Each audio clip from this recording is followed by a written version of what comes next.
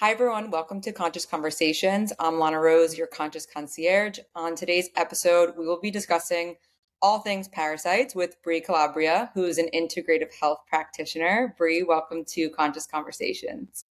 Hey, thanks for having me. Of course, I'm so excited for this. This has been such a hot topic in the world of health and wellness.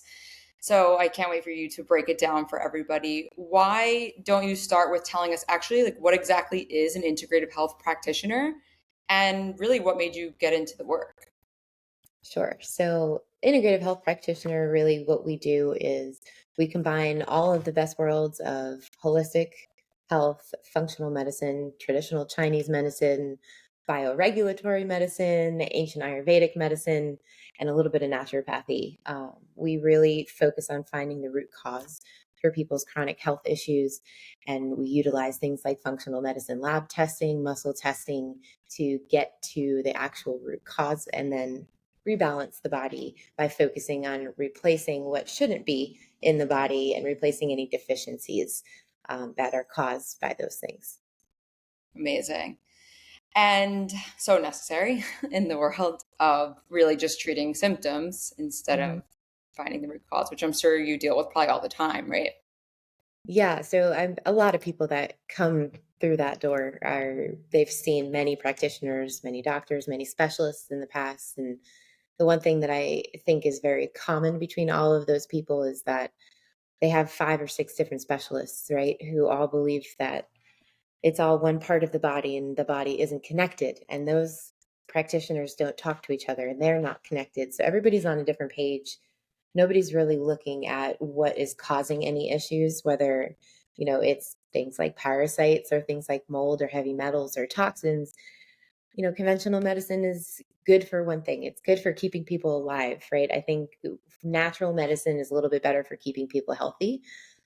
So with all of those people that come in to see me, we're really, again, always asking why. And we're not really just focusing on covering up symptoms, but rather getting to the bottom of symptoms. I love that. Okay, so parasites. Why don't we talk about what they are, where they come from, and how they cause illness and really issues in the body? Yeah. So very common, right? Not too many people understand how common is common, but I would say 90% of my day in the clinic is working with people getting rid of parasites. They are one of the most common root causes that I see, and they're usually not in the picture by themselves. So if you were to look at parasites on Google, right, you're probably going to get the answer that you have to travel to a third world country to get parasites, or you have to contract them with goodness knows what. But not the case at all. You can get them basically anywhere, right? They've been in your backyard for a long time before you have been in that property. So we can see them barefoot walking in the soil if your immune system is deficient enough. Certain parasites like strongyloides can actually break through skin contact. We can get them if you drink tap water because eggs and larvae are actually in our tap water. They actually just came out with a new cautionary article the other day telling people don't do neti pots and sinus rinses with tap water because you can get this brain eating amoeba in your tap water. But tap water is safe to drink. We just You bought the can get aqua brew. right. Yeah. Yeah, So perfect. Yeah. yeah, Reverse osmosis or distilled, definitely the way to go. yeah. Other places you can get them from sushi. You can Mm. get them from any type of seafood, really. You can get them from undercooked meats, from pork. You can get them from having pets in the house, right? So the pets go outside, they pick up the eggs, the larvae, and then they track them in the house. You let them on the couch, you let them in the bed, you give them a hug, you give them a kiss, and then you can track them that way. Um, Other places are swimming in rivers and creeks and lake beds. Those are a big place too. And let's say children, right? So children are all over the floor all the time. So people who usually work in daycare or childcare tend to pick them up. People that work at vet hospitals and veterinary clinics tend to pick them up pretty frequently. But we usually see people getting parasites when their immune system is suppressed in any type of way, right? So if your immune system is too focused on, hey, I have an overgrowth of yeast or bacteria or some type of fungus, or I have all of these heavy metals in the body that I have to tackle, your body is not going to use those specific white blood cells that you have just for parasites, right? It's kind of suppressed and burdened. And Mm. that's when those parasites can live within you and then actually thrive within you. Wow. That's when they become the issue. Okay, so it sounds like parasites are, I mean, it's pretty much unavoidable, right? Because if we have a pet or we're drinking, I mean, a lot of people still drink tap water. If they're Mhm. eating sushi, I mean, if they're walking on the ground. Yeah. So it Gardening, sounds right? Yeah. it's pretty unavoidable. So, I mean, what should people do knowing that, I mean, yes, they can get the AquaTrue, the different types of filtered water, osmosis water. They could avoid sushi, but I mean, should they really be not walking barefoot? Like, what are the ways, Right. I guess, first to avoid it, and then we can talk about the removal of it. Right. The best way to avoid parasites, I would say, is to keep your immune system strong. That's Okay. really the best way because we have natural defenses against parasites.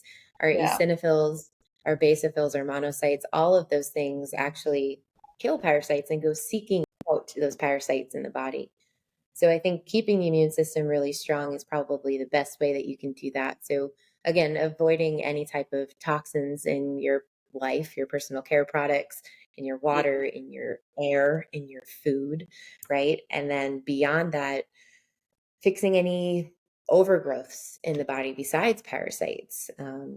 We'll probably get into this a little bit later, but parasites are one of the root causes for recurring infections in people.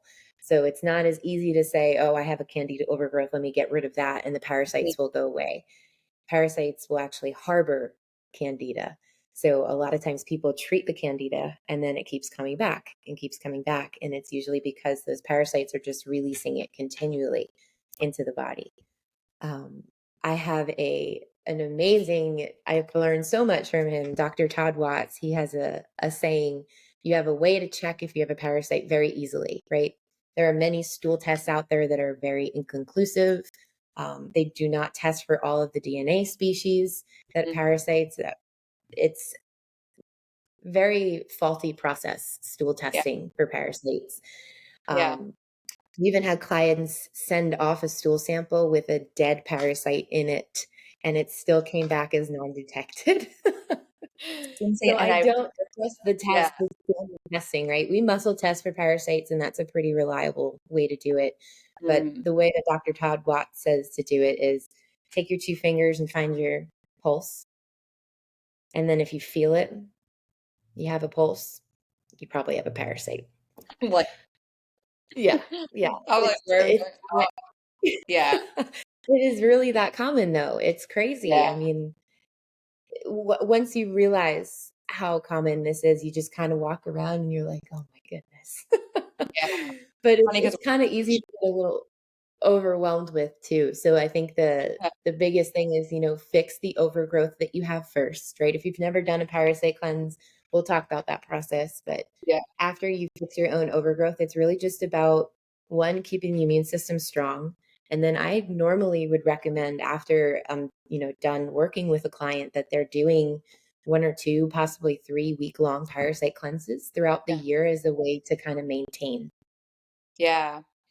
Yeah. One of my questions was going to be how many people on average have it, but it sounds like it's pretty much everyone. So is it okay? So keeping the immune system strong, and I mean, I guess it doesn't really matter what the symptoms are, but I guess if you could elaborate a little bit on what symptoms could be, and also do they affect everyone? Like maybe they don't affect everyone. Like, is it ever a situation where people have them and they're just completely unaffected by them? There's definitely times, when people have parasites and they have no clue that they have them. I would say the symptoms can vary in severity depending on the overgrowth, right? Some people will just pass maybe 10 to 12 parasites with me, and other people will pass literally hundreds for months and months and months on end. So it really depends on the person. It also depends on your toxic load. It Yeah. depends on your immune system. It depends on what you've been through, what you have going on, your stress levels. So the symptoms really differ in different people. They can be as mild as headaches or itchiness on the skin. And then they can be as extreme as something like MS or Parkinson's. So it really has a pretty wide range. But Yeah. I would say probably the most common symptoms that you're going to run into are definitely itching, especially if it's itchiness, especially like a little bit later on in the evening or at nighttime. Mm. Any type of bloating. Sometimes we'll have like weird stomach pains or intolerances to food. We see a lot of teeth grinding at nighttime. That's a big one too. We can see a lot of night sweats, a lot of these nighttime symptoms like restless sleep, waking up throughout the night, our big chronic fatigue throughout the day. We can even see mental issues in people because parasites love and thrive off of serotonin. So if they're gobbling up all of our serotonin, we're going to have irritability. We're going to have mood swings. We're going to have anxiety, depression. Um, Definitely a lot of other things like cardiovascular, because parasites are not just an intestinal thing. We can have parasites in the sinuses, so you can have congestion. We can have, eye problems, vision problems, dry skin. Um, we can have menstrual irregularities for women is a really big one, whether it's like heavier cycles, irregular cycles, PMS, irritability. Um, Fertility issues? for sure. Yeah, definitely fertility issues. You can have parasites in your uterus. You can pass them with your cycle. Not to get too graphic here on this like Probably too parasite boring. basics. But yeah, I mean, I've had people pass parasites many different ways before.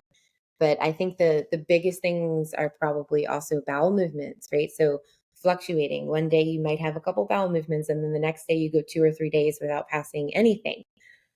So constipation is a big one, even severe constipation. We see a lot of nutrient deficiencies in the body. So a lot of people just automatically assume, okay, tapeworm, I'm just going to be a super skinny person, right? I've seen people that were overweight that have had, 40 feet of tapeworm come out in different sections throughout months and months on end. Um, yeah. So I've sugar had cravings, sugar cravings, speaking about, food and stuff, sugar cravings is a big one. They thrive off of sugar.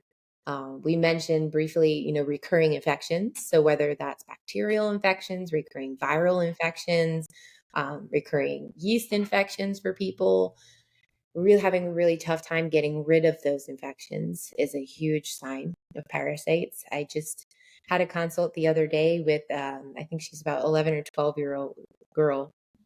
I was talking to her mom, and she had Lyme, and she went to a naturopath, and they did all of the natural things, and they actually got the Lyme to where it wasn't even testing anymore.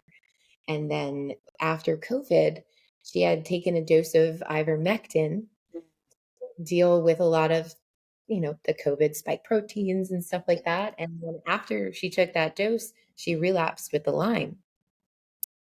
And it was because the Lyme was being held within the parasites in her body, and the ivermectin killed off those parasites and then released the Lyme back into the body. wow. So whenever I'm taking people through, a protocol, parasites are always first, right? And then we'll deal with a lot of those other issues, because if not, we're always going to come back to square one all over again. Hmm. That brings me to my next question because it's every other day I feel like I'm seeing people, offer these parasite cleanses, and some people are not even licensed practitioners.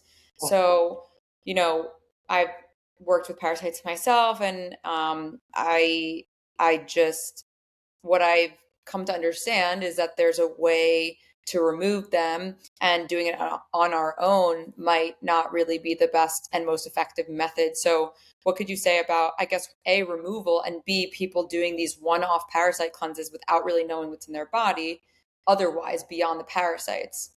Yeah. So that's a great example, right? That girl, that young girl with Lyme. Yeah, If you yeah. do a parasite cleanse, first and foremost, it's imperative that you have your drainage pathways open. So drainage pathways meaning any way that your body gets rid of toxins, right? Mhm. Because we have to think about parasites as sponges. So Yeah. when they die, they release a ton of stuff into the body. And if your body isn't capable of removing all of that stuff, you're going to run into some serious issues. I've had clients, that have done parasite cleanses and have had horrible, long-term issues Yeah. because they weren't done the right way. Yeah. So drainage pathways meaning liver, right? Kidneys, Mhm. bile, colon, even the skin through sweat, your breath and your lungs, your lymphatic system, making sure you're addressing all of those pathways, I would say for at least 3 to 4 weeks before just jumping in to doing this. Yeah. Making sure that you have all your Jenga pieces is important too, right? Do you actually have Lyme? Is Yeah. this something that's going to make that way worse? And if that's the case, you should really, really be doing this with a practitioner and Yeah. not on your own. So definitely making sure that you have all of your pieces, all your ducks in a row per se before jumping into this. Do you have mold? That was one of the cases with one of my other clients. She had a serious mold toxicity and didn't know, and then jumped into a parasite cleanse. And then the mold was like, and then full body hives head to toe. Yeah. Um, when you work through your parasite cleanse, knowing not to jump in off the diving board at first is important. Put your toes in the water first. You're not just gonna, unless you're cold plunging, right? I guess you're not just gonna go jumping in to an ice cold body of water. You're gonna tiptoe your way in. Yeah. So that's a big one too, to make sure that your body is able to handle this stuff that you're throwing at it rather than just throwing, everything up against the wall and hoping it sticks per se. Yeah. Um, and then making sure that you're covering all your bases is important too. It's not just one type of parasite that you're Mm. going to be tackling, right? There's roundworms, there's nematodes, there's trematodes and liver flukes and intestinal flukes and microscopic parasites and cestodes like tapeworms. And it takes a bunch of different methods to Yeah. go after all of them. So covering all of the bases is important. So Yeah. knowing what herbs you're using, right? Knowing what they target is also important. Um, and I would say beyond that, doing it for long enough Yeah. is always something that most people don't do. So we see a lot of these people just doing like a week off Yeah. parasite cleanses when many parasites' life cycles are over 90 days. So how is that? Some of these parasites can lay up to 200,000 eggs per day. So Yeah. if you do this for 7 days, there's no way that you're going to get everything, right? And in Yeah. some instances, all that does is kind of piss off those parasites and then Yeah. makes some symptoms worse. So I would Yeah. say, unless you really know what you're doing, it's important to kind of work through something with a knowledgeable practitioner. um, we had a lot of interest in this recently. Yeah. So we are actually launching our first group parasite cleanse that is Mm. led by a practitioner in July. We're going to be doing one a month, but it's very important to know. I think one thing that, if anything else, you kind of take home from this is if you're having a ton of symptoms and those symptoms flare up around the full moon, that is Mm. a huge sign that you're dealing with parasites, because we know the brightness of the full moon will decrease our melatonin, right? Which will Mm. actually downgrade or downregulate our immune system. Our natural defenses go down. So right away, the parasites are like, ooh, the guards of the gate are kind of gone from the castle. So they kind of come out, they're a little bit more active. But serotonin and melatonin have this inverse relationship. Now, serotonin rises during this time. And now these parasites not only don't have these guards anymore, but they also have all of the food that they can eat. So we see them moving around more, reproducing more, eating more around that week of the full moon. So usually symptoms, if you're noticing them flare up around that week, that week every month that we get a full moon, that's a really big sign too. Wow, that's super interesting. That part I didn't know. Yeah. Really interesting. Yeah, I'm so glad you got into all of that about how important it is with a practitioner. I think a lot of people, as it's gaining interest and popularity, are just really thinking that they can just do it on their own. And yeah, I can't stress how I feel it's so important to work with somebody to do it. So I'm Right. glad you broke that down. I mean, so much of what we talk about concierge is really this whole epidemic of like we're treating mental health, anxiety, and depression as a symptom and not finding the root cause. And it sounds like it can be something like parasites and or mold, or so much more investigation can go on. I mean, do you see a lot of mental health issues with parasites almost always, or is it? Yeah, yeah. Yeah. Not always. Sometimes it's a lot more severe. I mean, all the way up to bipolar schizophrenia, we can see with parasites, especially if they're in the brain. But we do see a ton of mood issues, whether it's just, I would say not to say standard, but Mm. it's becoming pretty normalized nowadays that Yeah. people have anxiety, people have depression, people are just swinging all over the board, right? Um, Irritability. It's always something that I actually warn my clients when they're going through their first parasite cleanse to pay attention to your mood, because Mm. when you are killing off parasites, they're going to want to eat more because they're in a weakened state. So they're Mm. going to want to eat more serotonin. And when you go through a parasite cleanse, it is almost, I would say, 90% of the time common to see that you're going to be really irritable. So I always warn my clients, like if one day you're just, walking around the house and you just snap at your husband really quick and you're like super grumpy for no reason, you can expect to see a parasite in the bowel movement the next day. And it always happens. So wild. Yeah, I mean, it's so important. It's Yeah. it's crazy how there's so many different kinds too, and just Mhm. knowing that they're all treated differently. Right. Yep. Different herbs, different supplements for each. Some of them are priorities. So if you're dealing with cestodes like tapeworms or nematodes, those are always going to be a priority above Mm. other ones. Certain ones like strongyloides, you have to address those for a much longer period of time. There's even certain parasites that live within your red blood cells. So you're going to have to actually address them for as long as the life cycle of that red blood cell is, and then a little bit more, right? So again, working with a practitioner who understands the different signs and symptoms that are attributed to each of these different types of parasites is important. So important. Oh my God. Yeah. I'm so glad we broke all that down. Yep. And then last question would be the the protocol for removing them when they're working with someone like yourself, a practitioner. Is it supplements? Is it the food? What can somebody what exact what does the Yeah. word?